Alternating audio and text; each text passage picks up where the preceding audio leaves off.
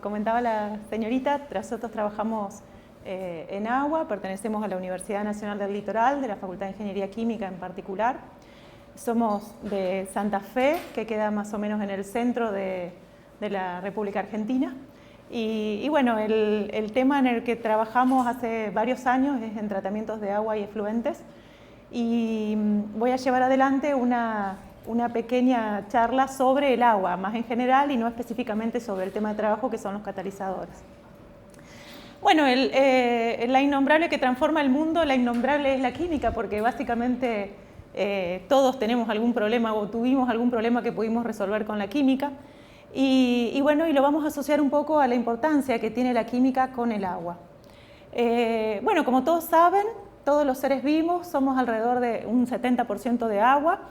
Y vamos a tratar de entender un poco cómo viene la cantidad de agua que hay en el mundo, cómo es la disponibilidad, cómo la usamos, cómo la contaminamos y también vamos a hablar un poco de cómo la tratamos y finalmente cómo la tomamos. ¿Sí? Bueno, muchísimas gracias. Ahí vamos a empezar.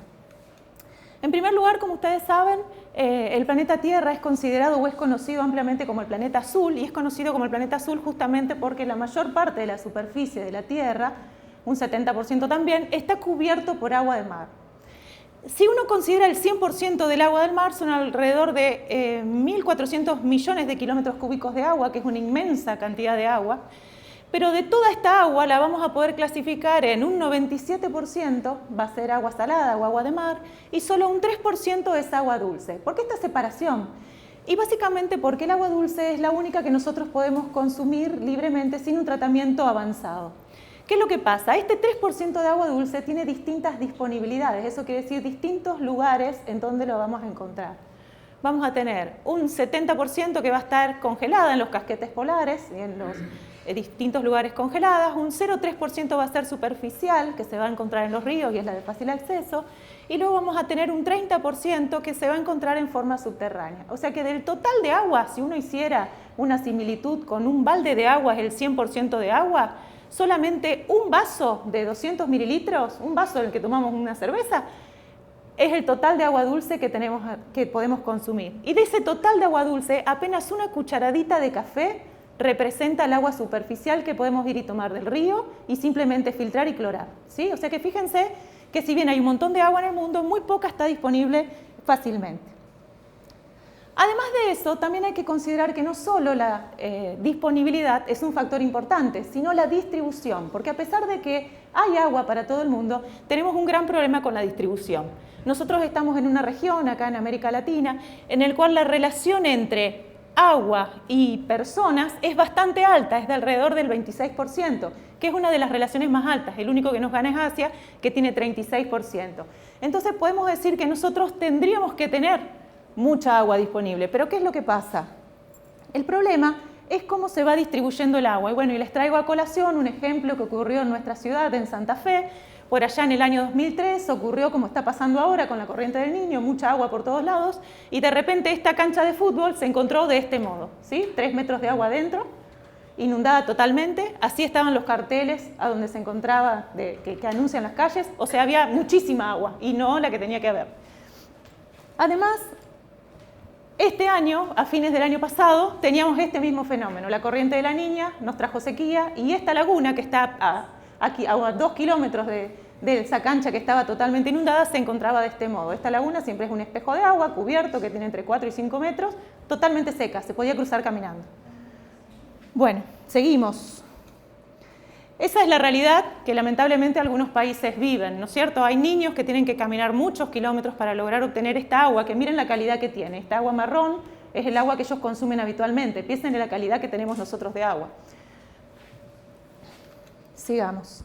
Y, sin embargo, en nuestro país, o en Argentina y también en Brasil es muy frecuente, el agua que nosotros consumimos es de muy buena calidad, casi de las mejores que hay en el planeta.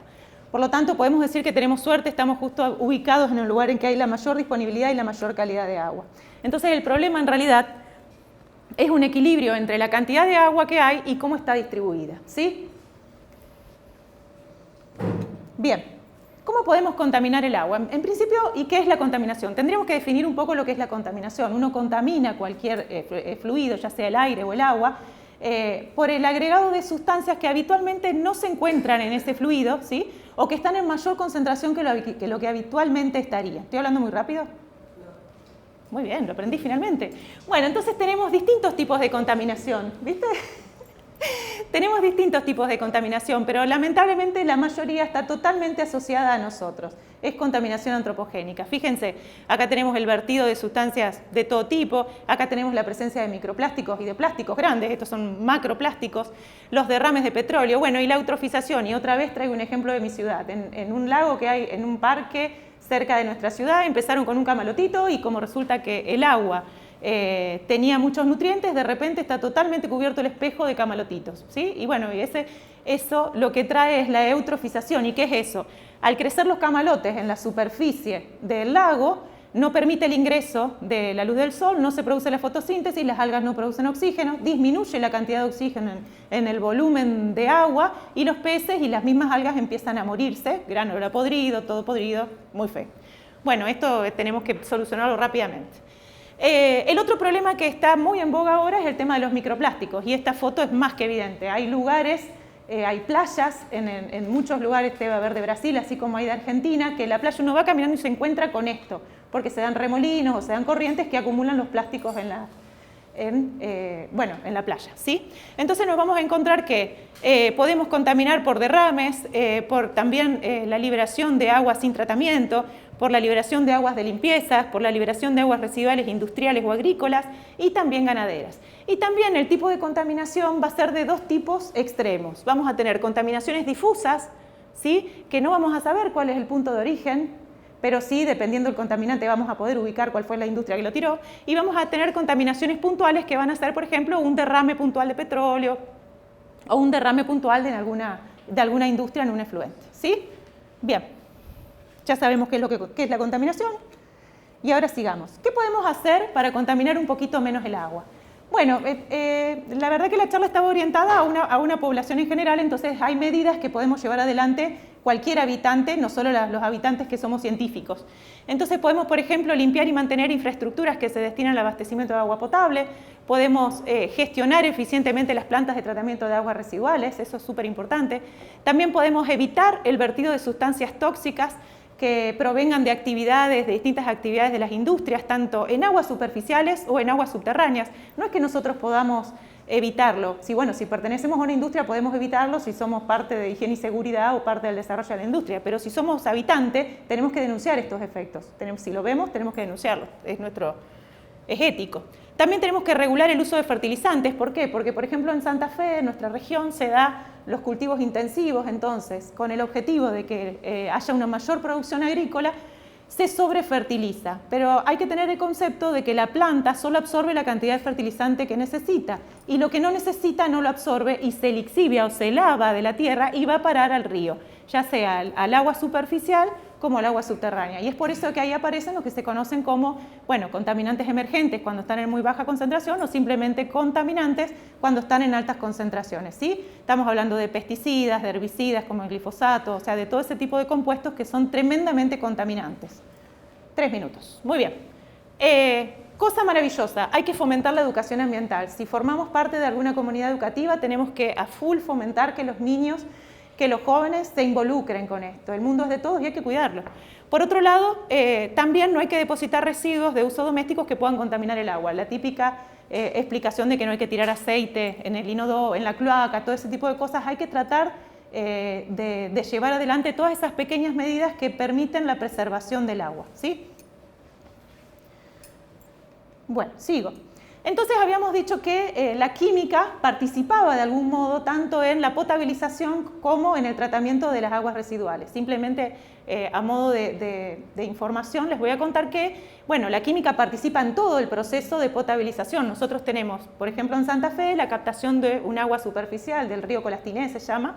Entonces captamos el agua y después tenemos distintos pasos en los cuales van a estar involucrados distintos procesos físico-químicos. En el primer paso agregamos un compuesto con alta carga carga, y esa alta carga hace que los distintos ácidos húmicos, que son unas moléculas orgánicas muy grandes, que son las que les dan el color al agua, el color marroncito, se carguen de diferente modo y permitan que éstas se unan, aumenten su peso formular y precipiten. El primer paso entonces de la potabilización del agua se llama decantación. Después va a seguir un proceso por el cual dejo pasar el tiempo, se produce la floculación, la decantación y finalmente va a salir un agua que es necesario ecualizar. ¿Y qué quiere decir ecualizar? Agregarle reactivos químicos que me van a permitir que el agua tenga una calidad y que esté desinfectada, ¿sí? Porque un agua, hasta que yo no le agregue un agente desinfectante, no la puedo consumir porque no es agua potable, ¿sí? Entonces fíjense cómo la química, a pesar de que no nos gusta, está involucrada en un proceso tan importante como el agua. ¿Se acuerdan que al comienzo de la charla les dije que nuestro cuerpo es 70% agua? Por lo tanto, ¿cuán importante es el consumo de un agua de calidad y potable? ¿Sí? Bien. Bueno, para terminar entonces les voy a hacer más importante el tema de que el agua es fundamental, disminuye las probabilidades de accidentes cerebrovasculares, nosotros somos un reactor químico acuoso, entonces es indispensable que el agua de calidad que tomamos la consumamos continuamente. Entonces esto permite que todas nuestras reacciones químicas ocurran fácilmente. Por otro lado, va a ayudar a controlar enfermedades metabólicas, por ejemplo la diabetes, hay que consumir mucha agua, aquellas personas que tienen esas enfermedades lo saben. Por otro lado, reduce el riesgo de ciertos tipos de cáncer. ¿Por qué? Porque el agua funciona como si fuera una escobita que va barriendo y va eliminando todos esos agentes oxidantes que van deteriorando nuestras células y produciendo tal vez el cáncer. Por otro lado, y claramente sin importar el consumo de la cantidad adecuada de agua, lo más importante de todo es que hace la diferencia. En el agua, el consumo de agua hace la diferencia en cómo uno se siente, en cómo uno piensa, en cómo uno funciona y cómo uno vive día a día. Es muy importante que cuidamos el agua que bebamos. Muchísimas gracias.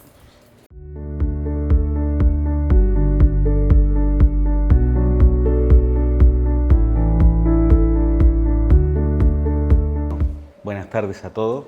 Yo todavía no aprendo suficiente de portoñol. Es un gusto para mí estar acá. Y bueno, a mí, antes de escuchar a la profesora, yo ya me había convencido de que había que descontaminar el agua, porque el agua es muy importante, la calidad en la que la consumimos y nuestra responsabilidad como usuarios es muy relevante. Entonces yo les voy a contar un poco de lo que hacemos. Básicamente, yo trabajo en fotocatálisis heterogénea. Esas son fotos de la Universidad de Santiago, que tiene más o menos 170 años, así de joven, pero yo soy más joven, evidentemente. Y ciertamente, antes de venir acá, en Chile había una sequía muy importante que ya llevaba 15 años. Y algunos titulares sacados del país, digamos, incluso fotos típicas donde antes había agua, ¿cierto?, de diferentes localidades. Incluso el embalse El Yeso, el 2016 y el 2020 ya con menos agua, ¿ya? Por lo tanto, el recurso hídrico para nosotros era sumamente relevante, sobre todo, no solo también para la actividad agropecuaria. Sin embargo, este año llovió. Llovió todo lo que no había llovido en 15 años y esto ahora tiene más agua que en la foto. Y el agua, que tiene sus cauces naturales, ¿cierto?, pasó por los caminos, por los lagos crecieron y evidentemente causó un gran daño económico y social a las personas que tenían sus casas donde en principio había agua. Entonces, en virtud del tiempo, yo les voy a contar que yo trabajo con fotocatálisis heterogénea, que es combinar dos cosas: nanomateriales o materiales particularmente semiconductores más luz. Luz de esta blanca, luz UV, luz de distintos colores e intensidad. Porque lo que se quiere lograr con eso es generar una separación de carga en el material, luego de que absorbe la luz, ¿sí?, y promover procesos redox, ¿cierto?, o generación de especies activas de oxígeno, que yo les llamo, el ROS, que es muy importante también en procesos biológicos de estrés oxidativo, ligado a mutagénesis y cáncer también. Lo que uno pierde de vista o que tiene que considerar es el espectro solar, de alguna manera, que se muestra ahí, porque la componente UV que llega a la corteza nuestra desde 365 nanómetros después que la filtra el ozono, ¿cierto?, es alrededor de un 4%. Eso significa que yo tengo que desarrollar sistemas fotocatalíticos que me permitan optimizar el proceso usando las otras componentes, la luz visible, la luz infrarroja que llega con el espectro solar. Y para eso uno tiene que modificar estos nanomateriales. Esta banda, algunos lo llaman banda prohibida o bandgap, ¿cierto? Tiene un parámetro de energía, ¿cierto? Que es la banda de valencia y la banda de conducción en semiconductores, que determina, con esa ecuación que está ahí, ¿cierto? Y el bandgap va en el denominador, cuál es la longitud de onda de la luz, ¿cierto? Más corta que tengo que usar. ¿Sí? En general yo he trabajado con diferentes variedades de dióxido de titanio, ¿cierto? ¿Y qué es lo que uno busca? Modificar el TiO2 o dióxido de titanio para poder ocupar luz en el infrarrojo visible. Una de las estrategias que hemos tratado de hacer es nanomateriales de oro, óxidos de cobre porque bueno, Chile produce cobre, es barato, no así el oro, pero nos sirve la banda del plasmón. Y entonces uno puede trabajar con esferas o nanotubos, ¿sí? Porque uno en los sistemas tiene que jugar con el área también, porque tienen que ocurrir dos cosas: absorción de luz, absorción del contaminante, para que se pueda producir esto. Esta separación de carga en presencia de oxígeno y en sistemas acuosos produce radical hidroxilo, peróxido de hidrógeno, radical hidroperoxil, especies altamente reactivas, de las cuales la más reactiva es el radical hidroxilo. Pero este es un fenómeno que ocurre en la interfase, ¿ya? Es decir, es necesario, el radical hidroxilo es tan reactivo que no alcanza a llegar a la puerta, reacciona inmediatamente. Por eso, de alguna manera, yo tengo que promover la generación de otras especies menos reactivas que tengan un camino, puedan recorrer un camino más largo, o promover la absorción. Ahora, ¿cómo uso yo la luz? ¿Cómo genero yo la luz? Con fotorreactores, láseres de fase sólida, que me permiten también hacer estudios más finos respecto a la eficiencia del proceso, ¿ya? Y también estudiar las especies de los colorantes o de los fármacos que se generan, que son de corta vida, que decimos especies transientes, para ir monitoreándolos, ya sea en disolución, así como la botella de agua, o en sistemas sólidos, con sistemas de diffuse refractance, ¿ya? Entonces, solo para que nos quedemos con la idea, básicamente la fotocatálisis heterogénea es una cosa compleja, ¿ya? Y tenemos fotofísica y fotoquímica en el semiconductor, cuando irradiamos directamente el semiconductor y se generan los ROS, ¿cierto? Si tenemos un colorante o una molécula orgánica que absorbe luz en esas longitudes de onda donde yo estoy irradiando, ¿cierto? Y en otras más, también presenta fotoquímica, como acá, y se genera un estado excitado que es capaz de degradarse solo, ocurre en el bulk, o también puede tener procesos redox en la banda de conducción y en la banda de valencia. Una manera de visualizar o entender lo que le pasa a una molécula orgánica es el diagrama de Jablonski, ya que cuando absorbe luz pasa de un estado basal a diferentes estados excitados y ocurren distintos procesos fotofísicos y fotoquímicos, y viven distinto, y al vivir distinto también tienen diferentes niveles energéticos y diferente reactividad. Eso es en resumen. Entonces, para entenderlo, lo que está pasando, uno puede decidir irradiar el semiconductor, el dióxido de titanio, irradiar el colorante y todo lo demás. Operacionalmente es difícil estudiar con cromatografía de masa-masa o UHPLC o DAD las suspensiones, porque hay que filtrarlas y centrifugarlas. Por lo tanto, nosotros las soportamos en anillos de borosilicato, las pegamos, con un tratamiento que no les voy a entretener, y eso permite hacer ensayos en continuo mucho más rápido, pero si yo pego algo, así como acá en la pared, pierdo área. Por lo tanto, el proceso se hace más lento. Pero mirando los productos uno se da cuenta que la fotofísica y la fotoquímica no cambian. Y uno puede hacer experimentos de cinética clásica, pero considerando que son sistemas heterogéneos. Para cerrar, el agua también tiene detergentes. Los sistemas a veces tienen detergentes, tensoactivos. Esos tensoactivos pueden formar microagregados, ¿ya? Y a veces eso me puede ayudar a disolver colorantes que son muy insolubles, como ese que está ahí, que es un azocolorante, ¿ya? Los azos también son comunes en procesos de polimerización, ¿ya? Y evidentemente uno observa diferencias dependiendo del tipo de catalizador que uno sintetiza, ¿ya? Entonces, ¿cuál es el mensaje en estricto rigor? Uno, de acuerdo a la molécula que quiere degradar o al problema que tiene que generar un sistema fotocatalítico con un semicatalizador sólido, digamos, que cumpla las propiedades fotofísicas y fotoquímicas, y una fuente de luz, ojalá barata, de bajo costo, LED, o luz solar también. La idea es que funcione, promueva la sustentabilidad, baje el costo del proceso fotocatalítico y el fotocatalizador pueda ser usado lo más posible. Y ya con esto termino el minuto.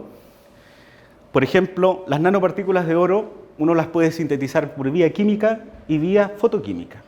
La ventaja de la fotoquímica es que duran 4 meses la suspensión coloidal y no se aglomera y precipita. Eso se hace con luz de 540 nanómetros, un LED puede ser, y sobrevive. Los nanorod es más o menos la misma historia, pero ocupas un tensoactivo o un detergente para evitar que crezca en una de las aristas y se genere ahí puede ver yo le digo cilindro, pero una barra en realidad, que producto de eso, ¿cierto?, tiene bandas en el infrarrojo y también las bandas típicas en el visible. Y la idea es ocupar, este es un material modelo, ¿ya? Y en la misma idea uno trabaja con esferas o nanotubos y finalmente ese es un ejemplo clásico de un antibiótico. ¿Por qué? Porque todos consumimos antibióticos, el antibiótico o los fármacos terminan de alguna manera en los cauces de aguas naturales y producen contaminantes emergentes. Por lo tanto, la idea es tratar de solucionar un problema y no seguir contribuyendo a ello. Ese es un fotorreactor típico y uno tiene que mirar qué productos obtiene, para qué. Porque quiere saber lo que pasa, porque quiere saber que el proceso no produce cosas que son más tóxicas. ¿Ya?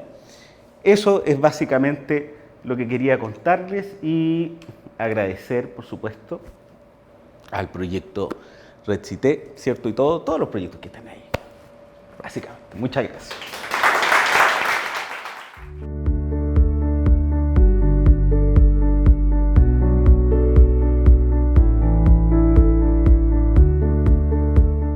Nós, neste momento, temos 80% de energia que consumimos globalmente que provém dos combustíveis fósseis. Portanto, isto não é sustentável e temos que arranjar formas de produzir energia que não dependam dos combustíveis fósseis. Eles não estão acessíveis a todos os países e a emissão de gases de estufa conduz a alterações climáticas. Portanto, precisamos de uma mudança urgente na nossa política energética. A economia do hidrogênio aparece como uma alternativa que utiliza o hidrogênio como um vetor energético que pode ser utilizado em diferentes aplicações para gerar eletricidade, energia na indústria. O produto da sua oxidação é água e essa água pode ser utilizada para produzir novamente hidrogênio se utilizarmos a eletrólise da água. Portanto, a economia do hidrogênio define-se por ser a procura de um sistema energético que seja sustentável e amigo do ambiente baseado no hidrogênio. Neste momento, nós já temos veículos elétricos a pilha de combustível. Já têm uma autonomia que é comparável à dos veículos com motor de combustão interna e isso tem um tanque com cerca de 5 kg de hidrogênio. Portanto, ele não precisa de levar tanto como um tanque com gasóleo ou gasolina, porque a energia do hidrogênio é cerca de 3 vezes superior à energia da gasolina. E isso consegue-se com um abastecimento de 5 minutos. Então, o que eu ia mostrar neste vídeo é que o carregamento de um autocarro elétrico a pilha de combustível consegue-se fazer em cerca de 10, 16 minutos, enquanto que um autocarro elétrico com baterias demora cerca de 7, 8 horas. Isso é uma grande vantagem. Portanto, para autocarros que trabalham a fazer circulação no centro das cidades, os autocarros a hidrogênio têm essa vantagem do carregamento rápido relativamente aos autocarros elétricos. E isto já começa a ser implementado em muitas cidades. Portanto, em Barcelona, em Madrid, neste momento já há uma grande frota de autocarros a hidrogênio e isso vai começar a expandir-se por várias cidades. Para produzir o hidrogênio existem diferentes formas. Existe através dos combustíveis fósseis e existe através de fontes renováveis. Nas fontes renováveis, os processos normalmente são processos biológicos ou processos termoquímicos. Temos também o processo que se baseia na separação na água, na quebra da molécula de água, nos seus constituintes básicos, hidrogênio e oxigênio.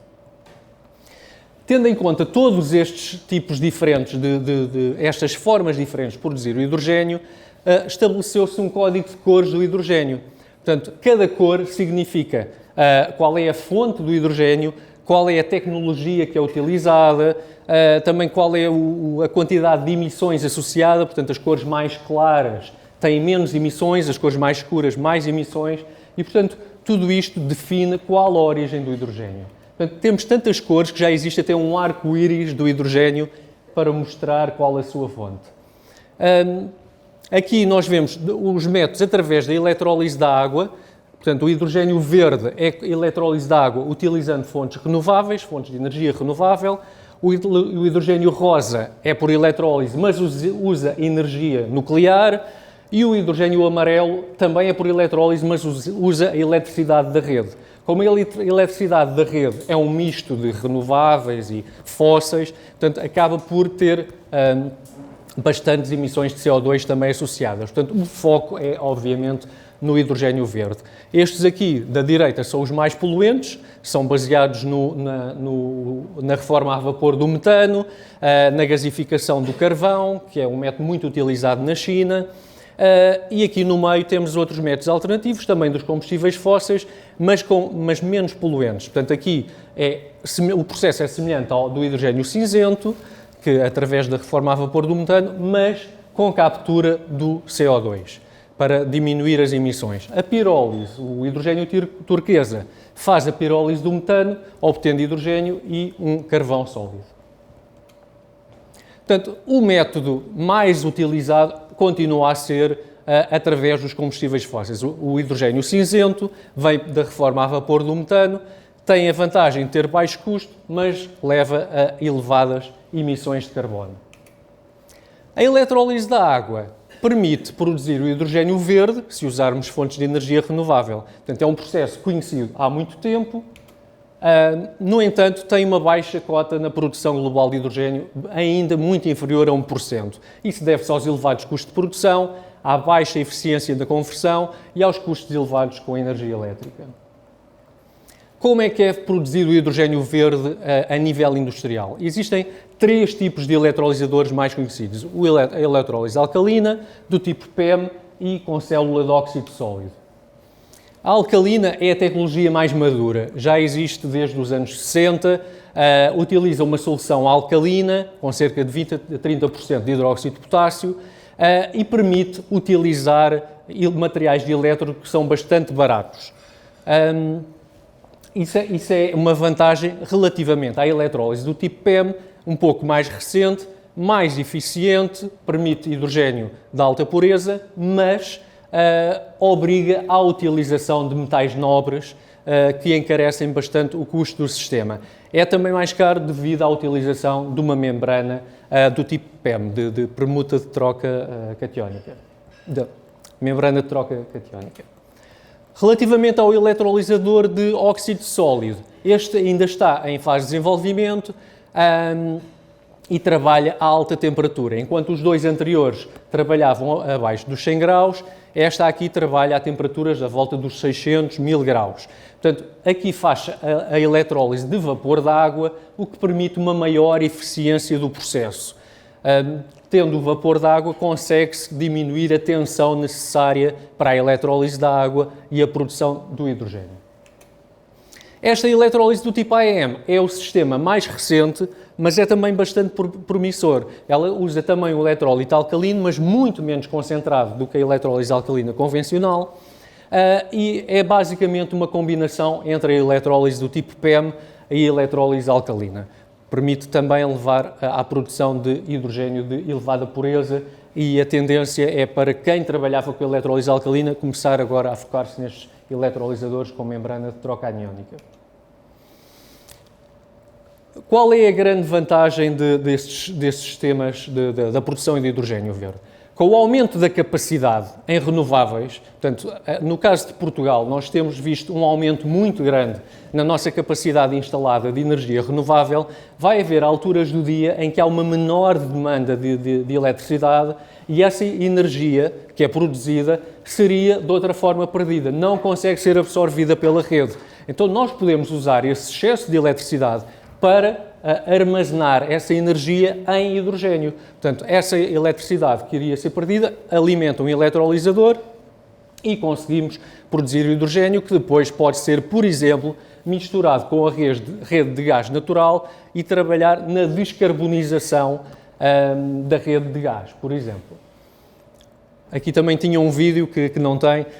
Aqui seria a produção também do amoníaco verde. Portanto, nesta tecnologia Power to Gas, há também produção do hidrogênio verde e depois a reação desse hidrogênio verde com o azoto para produzir o amoníaco, que serve também para fazer a descarbonização da indústria dos fertilizantes. Portanto, a indústria dos fertilizantes produz uma grande quantidade de amoníaco que normalmente utiliza hidrogênio cinzento dos combustíveis fósseis. E, portanto, isto é uma forma também de descarbonizar a indústria dos fertilizantes.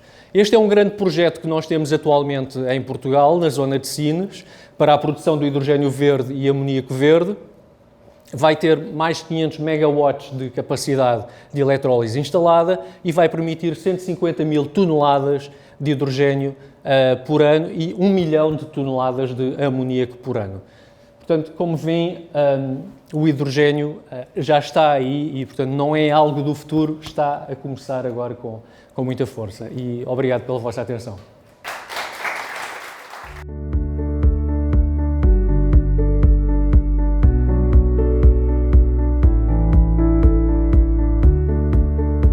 Bueno, muchas gracias por la invitación, es un gusto estar aquí.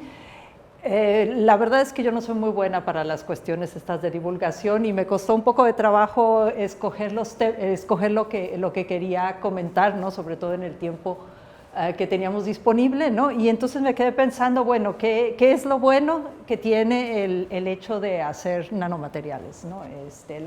Los nanomateriales son esos materiales en los que al menos una de sus dimensiones está abajo de los 100 nanómetros, ¿no? Y claro, tienen un área grande de oportunidad, pero también tienen riesgos y tenemos que tener mucho criterio en cuanto a cuándo conviene usar nanomateriales para ciertas aplicaciones. Entonces la idea es presentar de qué manera los nanomateriales pueden ayudarnos a resolver algunos de los problemas que tenemos actualmente en el mundo, ¿no? Bueno, ya terminó la parte de portugués, el título, y ahora pasamos a español, ¿no? Bueno, hay tres sucesos que me gustaron mucho en los últimos años, ¿no? Y uno de ellos fue el desarrollo de estas vacunas de RNA mensajero, pero bueno, eso no tiene mucho que ver con la cuestión medioambiental, sino con cuestiones de salud. Pero otra de las cosas que me gustó fue que empezaron a aparecer, no sé si los hayan visto, televisores que dice que su nombre es Quantum. Son televisores que tienen una alta resolución, ¿no?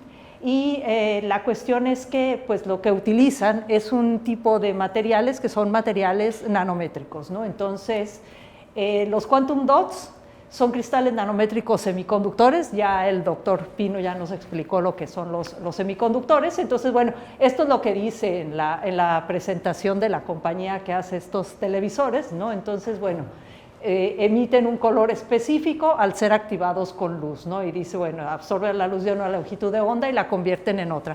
Lo que es interesante de los Quantum Dots es que absorben una cantidad de energía, pero luego el mismo material, pero de diferente tamaño, emite a diferentes longitudes de onda, ¿no? Entonces tenemos efectos muy interesantes y eso es lo que nos permite, bueno, lo que permitió el desarrollo de este tipo de dispositivos en donde se tienen, como dice aquí, ¿no? Mejor calidad en imágenes, con negros más oscuros y colores más brillantes, ¿no? Ahora, ¿a quién le debemos esto? Esto fue otro de los sucesos que me emocionó mucho este año, y es el hecho de que yo tengo muchos años siguiendo a este señor, ¿no? Que se llama Monji Bawendi. Y este señor empezó hace años a estudiar precisamente este tipo de materiales, ¿no? Entonces, bueno, son materiales semiconductores, aquí ven como los fenómenos que tienen de emisión de luz, normalmente se trata del mismo material, pero el tamaño que ellos tienen ocasiona que tengamos diferentes coloraciones en cuanto a la emisión, ¿no? Entonces, bueno, a este señor, junto con otros 2 investigadores, les dan este año el premio Nobel precisamente por haber trabajado en la caracterización de estos materiales, pero sobre todo por haber desarrollado métodos químicos, ¿no? Digamos, muy eficientes para poder obtener los materiales con una estrecha distribución de tamaños y también con una cierta estabilidad, ¿no? Entonces, bueno, ¿qué pasa, no? Cuando nosotros tenemos un material en el bulto, o sea, un material grande, por ejemplo, si nosotros tenemos oro, ¿no? Todos sabemos que el oro es dorado, ¿no? Cuando vemos un anillo de oro, pues es un anillo dorado, ¿no? Cuando entramos en el régimen nanométrico ya empezamos a observar otros efectos, ¿no? Efectos superficiales, de plasmones, todo eso. Entonces, bueno, pues empezamos a tener efectos de cambios digamos, en las propiedades ópticas, eléctricas, magnéticas, todo esto, ¿no? Pero en el caso de los semiconductores, precisamente lo que tenemos es que a tamaños decrecientes tenemos que el ancho de banda prohibida también cambia, ¿no? Entonces estamos en un régimen entre el bulto y el nivel molecular, ¿no? ¿Qué es lo importante aquí en esto? Bueno, en realidad es importante el hecho de que se desarrollan las técnicas, pero lo que también es muy importante, y por eso mencionaba de que la nanotecnología nos puede ayudar mucho a resolver algunos de los grandes problemas, es que al ser materiales tan pequeños y tener tanta área superficial, necesitamos muchísimo menos materiales, ¿no? Entonces eso ocasionaría que tengamos un ahorro en recursos, ¿no? Y eso es algo que disminuiría los requerimientos, por ejemplo, de explotaciones mineras, ¿no? Y todo eso. Bueno,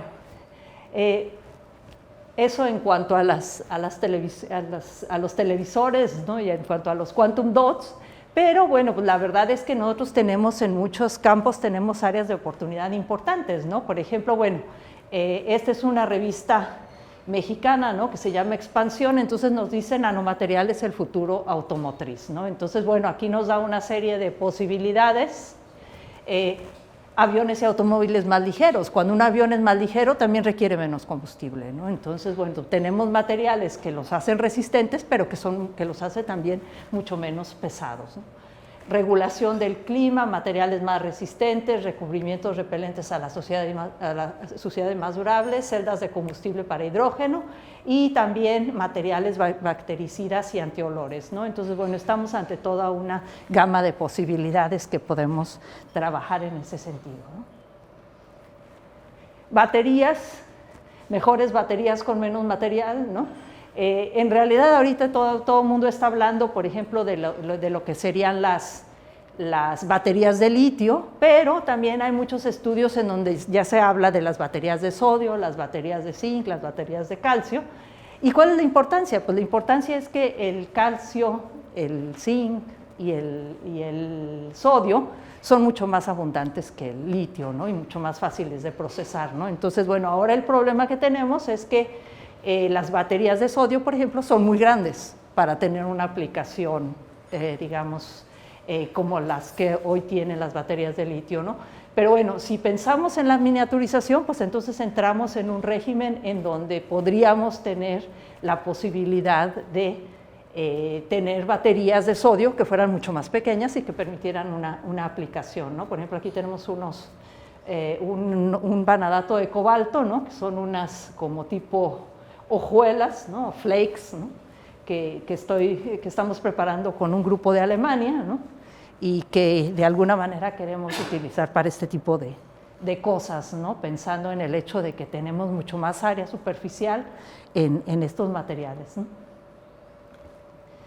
Hidrógeno, bueno, pues ya no necesito decir mucho acerca del hidrógeno, ¿no? Pero sí quiero mencionar, bueno, ya nos hablaron de lo que es la electrólisis alcalina. En realidad la movilidad con hidrógeno, como decían, pues ya es un hecho, ¿no? Si ustedes van, por ejemplo, al Parque Nacional de Alemania, que está en la frontera con Polonia, ustedes pueden viajar en este autobús conducido por hidrógeno, ¿no? Entonces, bueno, ¿qué es lo que se está haciendo? Lo que se está haciendo es pues tratar de disminuir el requerimiento energético, ¿no? Entonces, pues bueno, aquí tenemos una imagen de un trabajo que publicamos con el doctor Valentín Pérez, ¿no? En donde tenemos electrodos de níquel, en donde le soportamos, digamos, nanopartículas de oro y disminuye el requerimiento energético. O sea, necesitamos menos electricidad para generar el hidrógeno, ¿no? Con muy poco material. Y bueno, por último, aquí un trabajo que conoce muy bien Norberta, ¿verdad? Que desarrollamos unas membranas que tienen propiedades bactericidas, unas membranas de acetato de celulosa. Entonces, bueno, como pueden ver, pues estas cafés son las que tienen plata finamente dispersa. Y bueno, pues tienen propiedades interesantes al ser bactericidas, pues eso extiende su tiempo de vida. También, bueno, se pueden preparar materiales más durables, se pueden preparar mejores absorbentes y entonces, bueno, pues aquí vemos cómo la nanotecnología pues nos abre una gama de posibilidades y obrigado.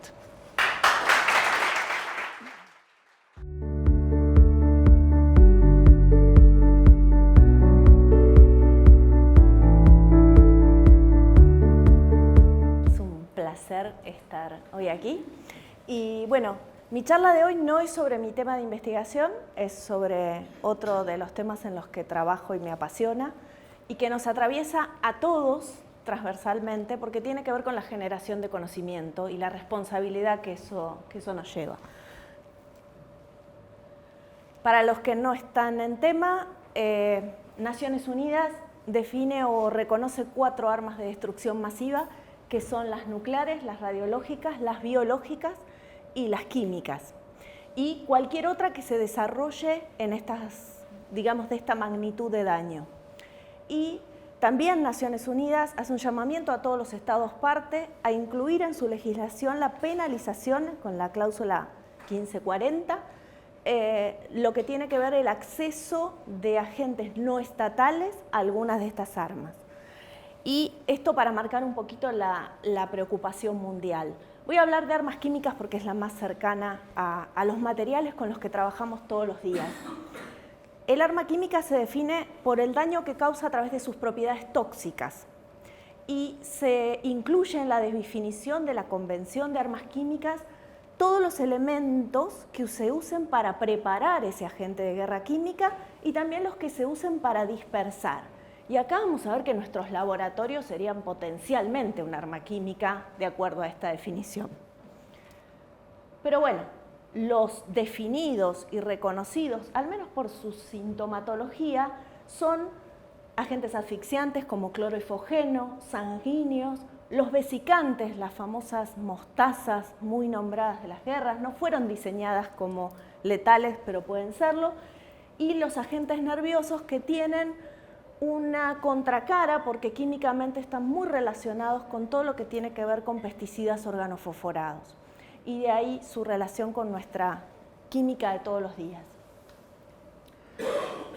La historia de los agentes químicos empieza mucho tiempo atrás.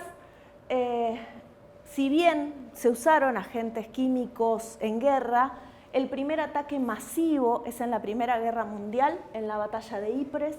Se había hecho un intento anterior, pero se ve que faltaba química porque la temperatura ambiente impidió que el gas cloro saliera de los tanques. Pero en Ypres sí, y se lanzaron 150 toneladas de cloro gaseoso desde las líneas alemanas sobre las líneas francesas.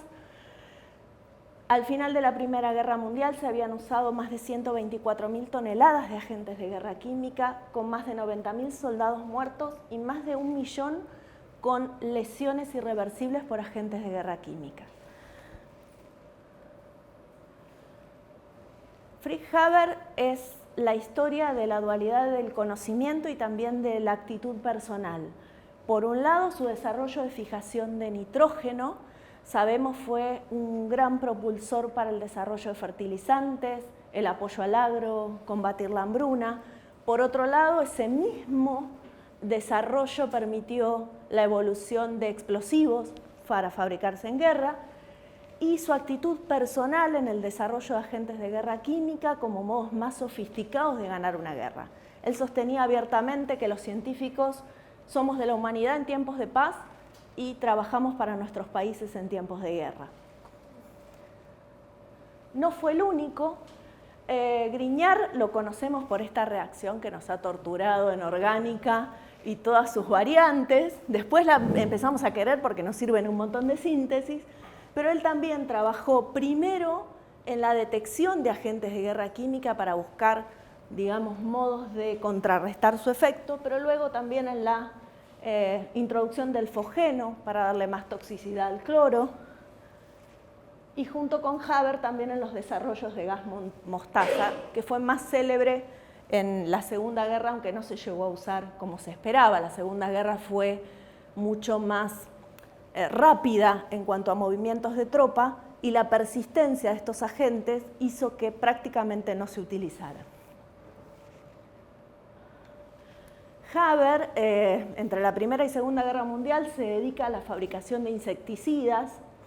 Cuando llega, digamos, los nazis llegan al poder en Alemania, él decide no aceptar las condiciones que le ponen a su laboratorio en relación al personal judío del laboratorio y se exila. Pero, curiosamente, en los campos de exterminio se usa un pariente químico de uno de sus insecticidas desarrollados.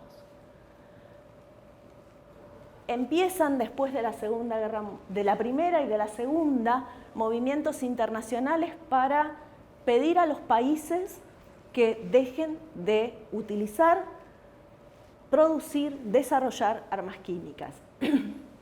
1918 el Comité de la Cruz Roja, 1925 el Protocolo de Ginebra, es el primero masivo en cuanto a participación de países, y en la zona tenemos un acuerdo que fue pionero porque en 1981 se firma el acuerdo entre Argentina, Brasil y Chile para la no proliferación de armas químicas en la región, que luego es suscrito por Bolivia, Ecuador, Paraguay y Uruguay. Todos estos tratados dan pie a lo que es hoy la Organización para la Prohibición de Armas Químicas. En realidad es la organización internacional que promueve a la Convención para las Armas Químicas, que tiene 4 pilares: verificar y confirmar la destrucción de los agentes de guerra química, mantener vigilancia sobre las actividades de la química, prestar atención a los países que sufran alguna amenaza y promover cooperación para usos pacíficos de la química. Del primero, este septiembre, se logró la destrucción total de todos los arsenales químicos declarados. Es la primera vez que ocurre para un arma de destrucción masiva. Así que fue un hito muy grande, pero ahora la no reemergencia es el siguiente desafío. Para lo cual, la convención se organiza en todos los estados parte a través de sus autoridades nacionales. Cada país le dio el formato que quiere y depende del ministerio que quiera, digamos, pero todos tenemos una autoridad nacional que supervisa que las sustancias químicas se utilicen para usos pacíficos. A través de 3 listas, donde va clasificando los químicos, los de muy alto riesgo, muy limitados, y los de uso muy común que necesitamos todos los días en el laboratorio. Lo que hacen las autoridades nacionales es cotejar, hacer la contabilidad de los químicos que circulan en cada país y la organización, lo que circula en el mundo, para ver que nada se desvíe para fines ilícitos. Pero también realiza actividades como, por ejemplo, la generación, ya avalada por un montón de organizaciones, de los principios de enseñanza y trabajo de la química, básicamente para lograr que sea en beneficio de la humanidad y defensa del medio ambiente. Y finalmente, los quiero invitar a que visiten la página de la OPCW, o OPAC en español, porque tiene un área de cooperación internacional, que es el último pilar que les comenté, donde hay posibilidades de financiamiento para laboratorios, para proyectos de investigación, para reuniones científicas, donde, digamos, se pueden aprovechar estos fondos que terminan aportando todos los países, estados parte, para justamente aplicaciones pacíficas de la química, que es todo lo que hacemos los que estamos acá reunidos. Muchas gracias.